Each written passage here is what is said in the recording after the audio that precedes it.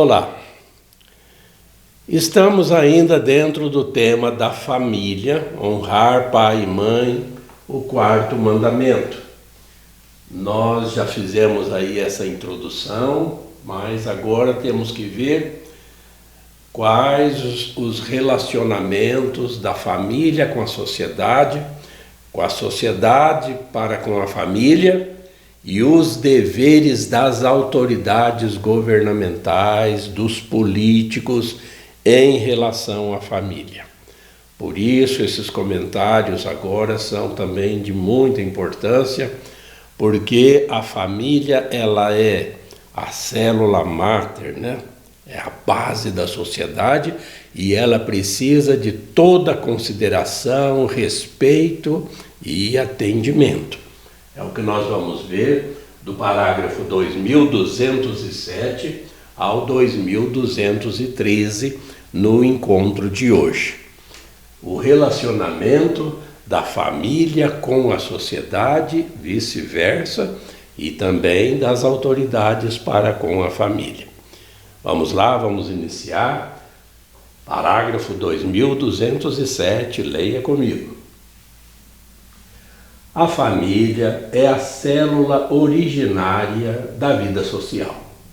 É a sociedade natural, na qual o homem e a mulher são chamados ao dom de si, no amor e no dom da vida. A autoridade, a estabilidade e a vida de relações dentro dela constituem os fundamentos da liberdade, da segurança e da fraternidade no conjunto social. A família é a comunidade na qual desde a infância se podem assimilar valores morais, tais como honrar a Deus e usar corretamente a liberdade. A vida em família é iniciação para a vida em sociedade. É claro que a família tem que ser assim respeitada, porque ela é a célula original do quê? Da vida social, da sociedade natural. Deus nos fez o ser humano, homem e mulher, para que se multipliquem. Então, formando a família, é a primeira sociedade, por isso que a gente chama de célula máter, é a célula base, é o início da vida social. A família, então, ela tem esse direito natural de ser respeitada, porque é daí que vem as gerações futuras, todo o contexto social, toda a vida habitada no planeta Terra, se faz desses relacionamentos entre todos os indivíduos, a começar da família.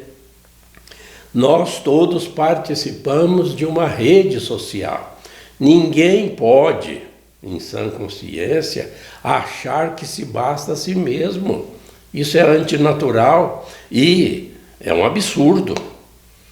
Digamos aí que tem alguma pessoa, vamos dar um exemplo, né? Nada contra o adolescente ou a adolescente, mas é que é uma fase da vida em que às vezes, né, nessa ânsia de liberdade, de libertação, da vida de família, esse adolescente, ele se revolta, quer se rebelar e começa a dizer que ninguém tem nada com a minha vida, cuida da sua vida que eu cuido da minha, e tenta se trancar, se isolar no seu quarto.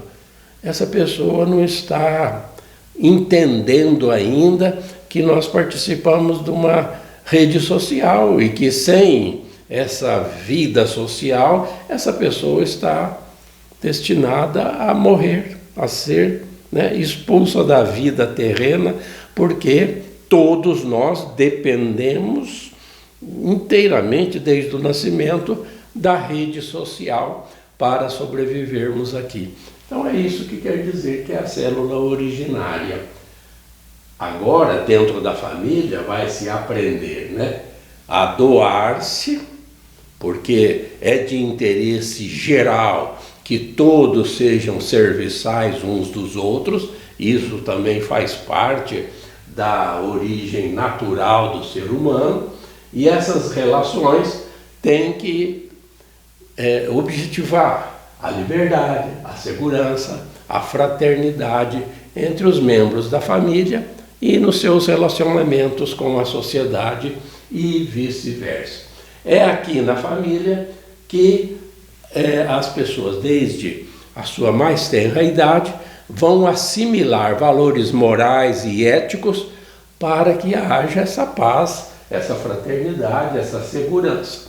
A começar de entender que sem Deus a pessoa não é ninguém. Enquanto a pessoa não entender o sentido da vida, ela vai ficar perdida na sua existência. Então, é na família que se começa, como nos ensina aqui o magistério da igreja, é aqui que começa a vida social. Continuando. A família deve viver de maneira que seus membros aprendam a cuidar e a se responsabilizar pelos jovens, pelos velhos, pelos doentes ou deficientes, pelos pobres.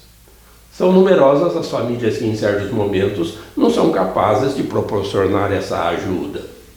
Cabe então a outras pessoas, a outras famílias, e subsidiariamente à sociedade prover suas necessidades. Religião pura e sem mancha diante do Deus e Pai é esta: assistir os órfãos e as viúvas em suas dificuldades e guardar-se livre da corrupção do mundo. Se a gente viu e sabe, e é uma verdade cristalina e indiscutível, que a família tem esse direito natural de existir e de ser preservada, de ser respeitada. Ora, todos então precisam defender a família. Defender a família. Tem muitas famílias que precisam dessa defesa. Como a gente vê aqui, são numerosas aquelas que estão carentes de dignidade, de vida financeira.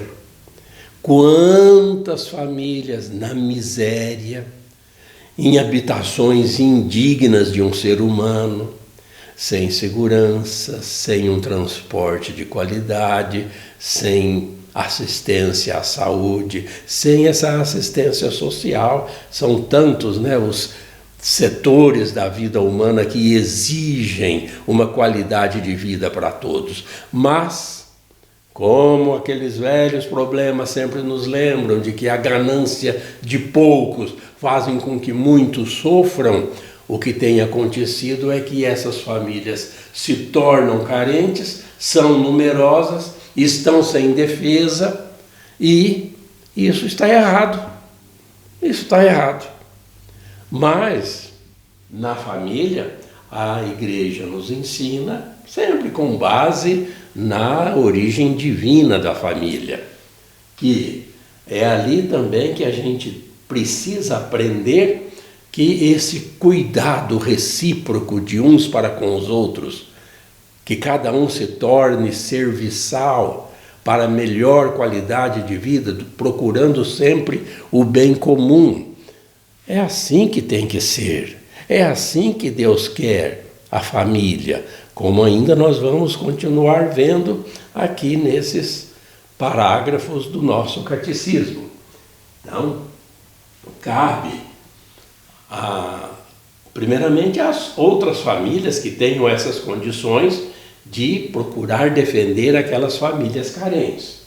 É o princípio da caridade, Mas a própria sociedade, nós vamos ver aí então a responsabilidade dos governantes, que são escolhidos pela população para tomar conta da família e de seus membros. Eles é que têm que procurar constantemente o bem comum.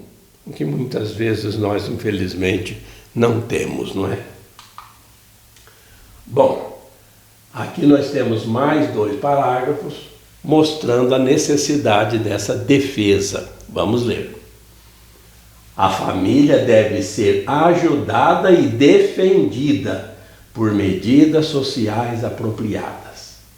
Quando as famílias não são capazes de desempenhar suas funções, outros organismos sociais têm o dever de ajudá-las e de apoiar a instituição familiar. De acordo com o princípio da subsidiariedade, as comunidades mais amplas cuidarão de não usurpar seus poderes ou de interferir na vida da família. A importância da família para a vida e o bem-estar da sociedade traz uma responsabilidade particular a esta última, no apoio e no fortalecimento do casamento e da família, que o poder civil considere como dever grave reconhecer e proteger a verdadeira natureza do casamento e da família, defender a moralidade pública e favorecer a prosperidade dos lares. Gente, não são simples palavras. É todo um comportamento social que Deus nos pede e que é apresentado quase que como uma denúncia da parte da igreja, porque ela vê que esses objetivos nem sempre são buscados, nem sempre são trabalhados. Aqui começa dizendo que a família como instituição divina deve, portanto, ser defendida, deve ser ajudada. Todo respeito, todo apoio para a instituição familiar. Por isso que não é permitido, embora aconteça, usurpar esses deveres, esses poderes, esses direitos que uma família tem. Não se pode interferir na vida familiar com prejuízo.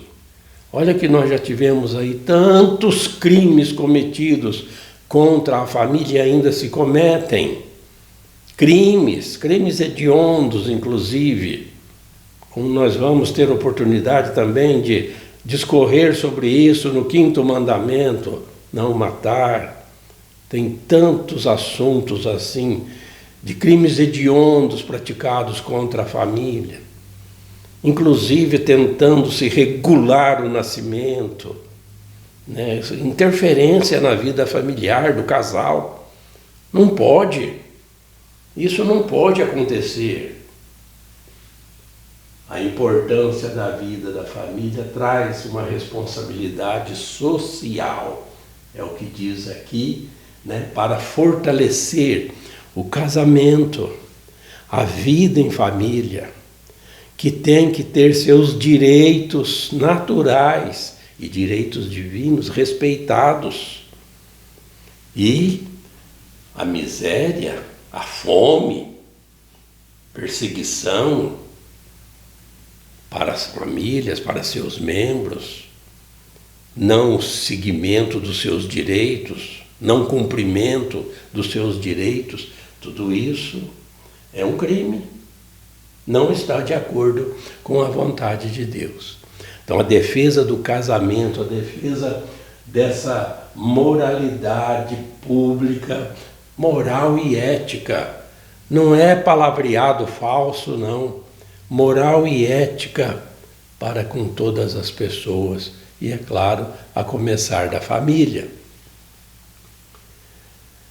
São João Paulo II aponta 7 itens aqui, que nós vamos ler um por um. São João Paulo II, né, nessa Carta de Familiares, Consórcio, nos aponta estes 7 itens, que são de fundamental importância e precisamos refletir sobre cada um deles. Não aqui necessariamente nesse encontro, devido ao nosso tempo, que nunca se pode estender muito, né? Mas convém deixar aqui ressaltado para que você, se precisar, até pare o vídeo e reflita sobre cada um desses itens que o Papa, saudoso Papa São João Paulo II, nos mostra aqui. Vamos ler. A comunidade política tem o dever de honrar a família, de assisti-la, de lhe garantir, sobretudo, 2 pontos. Olha aí o que os políticos precisam fazer. O direito de se constituir, de ter filhos e de educá-los de acordo com suas próprias convicções morais e religiosas. A proteção da estabilidade do vínculo conjugal e da instituição familiar. A liberdade de professar a própria fé, de transmiti-la, de educar nela os filhos, com os meios e as instituições necessárias. O direito à propriedade privada, à liberdade de empreendimento, ao trabalho, à moradia, à imigração.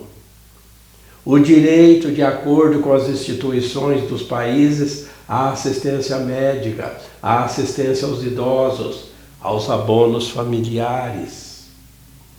A proteção da segurança e da saúde, sobretudo em relação a perigos, como drogas, pornografia, alcoolismo. A liberdade de formar associações com outras famílias e assim serem representadas junto às autoridades civis. Olha quantos pontos fundamentais João Paulo II deixa aqui catalogado. Direitos fundamentais da família, né? Direito de ter filhos. Acabamos de comentar aí, tem nações que proíbem casal de ter mais do que, digamos, um filho ou 2. Coisas absurdas assim na história da humanidade, além de ser coisas talvez recentes também, na nossa história contemporânea. Direito de educá-los de acordo com suas próprias convicções morais e religiosas. Aí não está falando que o direito é de educar na fé católica. Não, na crença, na fé que a família tiver, mas tem esse direito. Agora, o governo proibir que uma determinada religião que a família quer seguir e não pode, ora, claro que está errado. Isso os políticos não poderiam fazer. Mas em algumas nações, ou várias nações, quantas vezes na história já aconteceu isso, de perseguições, de morte, de execuções, por não permitir que as pessoas professassem a própria fé. Então, temos aqui proteger o casamento, o vínculo conjugal, proteger a família, essa liberdade de professar a própria fé, de transmiti-la, educar nela os filhos, a própria fé. Aqui não está falando que é a Igreja Católica. Claro que nós estamos aqui dizendo sobre o ponto de vista, sobre a ótica católica, mas aqui no Catecismo, a liberdade religiosa, nós já falamos sobre isso. A liberdade religiosa é essencial. Cada pessoa tem a sua fé, a sua crença, que siga, né? Direito à propriedade, a liberdade, direito à moradia. Se a pessoa quiser mudar de país, imigração, quantas coisas absurdas a gente vê, mortes, né? Lá no Mediterrâneo, para pessoas que querem imigrar, ou aqui mesmo no continente americano, seja do norte, seja aqui do sul, a imigração é perseguida. Assistência médica, assistência a idosos, abonos familiares, é defesa da família, segurança, saúde, combate, mas o combate verdadeiro às drogas, né? Não o que muitas vezes acontece. Pornografia, alcoolismo. As famílias também podem se constituir em associações para se defenderem diante dos políticos, que muitas vezes são mais perigosos do que todos, porque não procuram o bem comum, procuram apenas os seus interesses. Então, cada ponto desse dá pano para manga aí, né? Dá para a gente falar bastante, mas fica aí para você pensar, refletir, né? E ver como que a igreja defende a família, porque é um direito e é uma instituição divina. Esses 2 últimos parágrafos para nós encerrarmos aqui esse nosso encontro tão importante sobre a vida em família. Vamos ler. O 4º mandamento ilumina as outras relações na sociedade. Em nossos irmãos e irmãs vemos os filhos de nossos pais. Em nossos primos, os descendentes de nossos avós. Em nossos concidadãos, os filhos de nossa pátria. Nos batizados, os filhos de nossa mãe, a igreja. Em toda pessoa humana, um filho ou filha daquele que quer ser chamado nosso pai. Assim, nossas relações com o nosso próximo são reconhecidas como de ordem pessoal. O próximo não é um indivíduo da coletividade humana. Ele é alguém que, por suas origens conhecidas, merece atenção e respeito individuais. As comunidades humanas são compostas de pessoas. Seu bom governo não se limita à garantia dos direitos e ao cumprimento dos deveres, mas também à fidelidade aos contratos. Relações justas entre patrões e empregados, governantes e cidadãos, supõem o mútuo e natural bem-querer que convém à dignidade das pessoas humanas preocupadas com a justiça e a fraternidade. Nós já tivemos oportunidade de dizer, no vídeo anterior inclusive, né, que todos nós somos irmãos. Todos somos irmãos. Todos pertencemos à família humana. Então, nós vimos aqui, Deus Pai, nosso Pai, toda pessoa humana faz parte da família humana. Mas não só nesse contexto generalizado. A partir da nossa família, da célula máter da sociedade. Ali temos os irmãos e irmãs de sangue. Temos primos, descendentes dos avós. Temos os irmãos da pátria, onde moramos.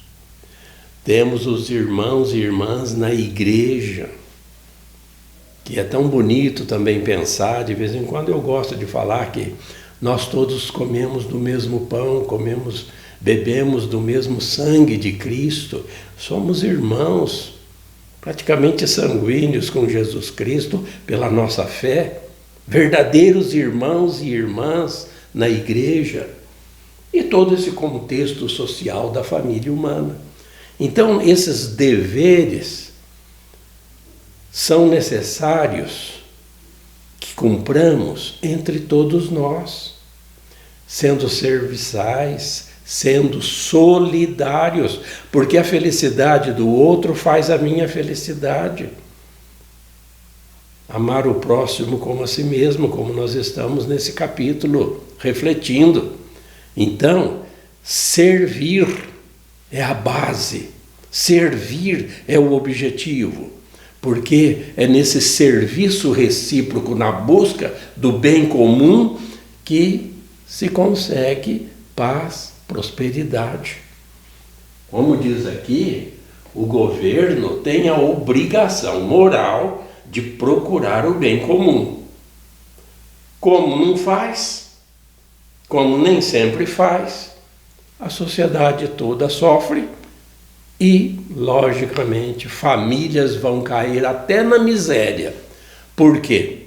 Porque não há essa administração conforme deveria haver. Se há ganância, se há essa luta pelo poder para interesses espúrios, para interesses próprios, vai acontecer toda essa miséria e degradação social que muitas vezes nós assistimos. Então, aqui cita ainda para finalizar, patrões e empregados. Claro que uns têm deveres para com o outro. Não é que nós estamos só defendendo os empregados, não. Não é assim que a igreja também instrui.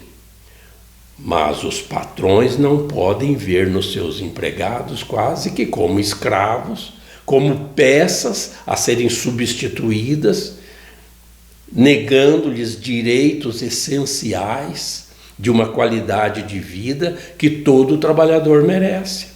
O patrão, ele precisa, claro, do lucro na sua empresa, na sua prestação de serviço, na sua indústria, mas ele não vai conseguir esse lucro sozinho, ele precisa dos empregados.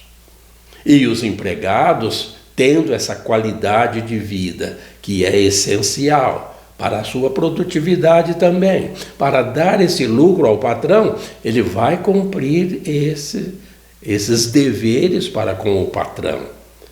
É esse interesse recíproco entre patrões e empregados que vai possibilitar a vida da família dos empregados, da vida também do patrão.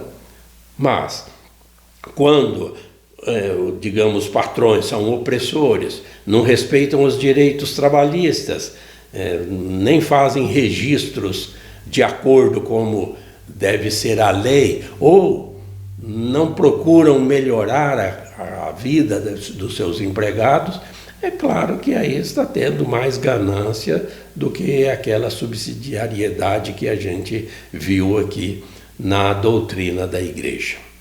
Por enquanto, então, hoje nós paramos por aqui, nesse parágrafo 2213, mas nós temos ainda outros assuntos relativos à família. Por exemplo, os deveres dos filhos para com os pais, os deveres dos pais para com os filhos, assuntos que nós vamos abordar na próxima videoaula, né? Se inscreva no canal, se forme sempre, arrume sempre um tempinho para estudar a doutrina católica, o nosso catecismo, porque isso é fundamental para a nossa vida, tá bom? Fique sempre com Deus e Deus te abençoe.